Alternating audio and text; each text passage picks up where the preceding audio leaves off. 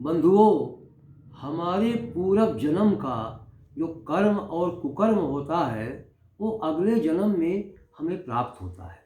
अगर हमने कुकर्म किया है तो उसका दंड हमको प्राप्त होगा, और सुकर्म किया है तो उसका फल हमें प्राप्त होगा। इसी संबंध में एक रोचक प्रसंग आप लोगों के समक्ष प्रस्तुत कर रहा हूँ, देखिएगा। मांडव ऋषि तपस्या में लीन थे। उधर से कुछ चोर गुजरे। वे राजकोष लूट कर भागे थे। लूट का धन भी उनके साथ था। राजा के सिपाही उनका पीछा कर रहे थे। चोरों ने लूट का धन ऋषि की कुटिया में छिपा दिया और स्वयं भाग गए। सिपाही जब वहां पहुंचे तो चोरों की तलाश में कुटिया के भीतर गए। चोर तो नहीं मिले, पर वहां रखा धन उन्हें मिल गया। सिपाहियों ने सोचा कि निश्चित ही बाहर जो व्यक्ति बैठा है वही चोर है। स्वयं को बचाने के लिए साधु का वेश बना तपस्या का ढोंग रच रहा है। उन्होंने ऋषि को पकड़ लिया और राजा के सामने ले जा कर के प्रस्तुत किया, यानी राज दरबार में प्रस्तुत किया। राजा ने भी कोई विचार नहीं किया और ना ही पकड़े गए अभियुक्त से कोई प्रश्न किया और सूली पर लटकाने की सजा सुना दी। मांडव ऋषि विचार करने लगे कि ऐसा क्यों हुआ, यह उन्हें किस पाप की सजा मिल रही है।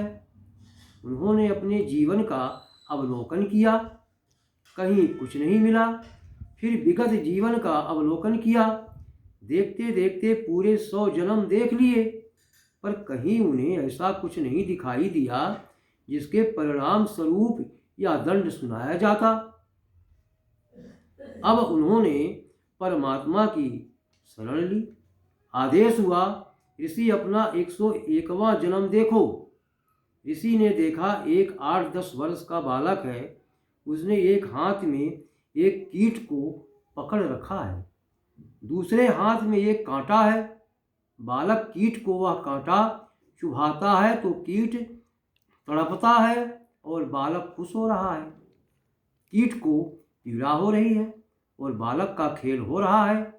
ऋषि समझ गए कि उन्हें किस पाप का दंड दिया जा रहा है, पर वह तो तपस्वी है।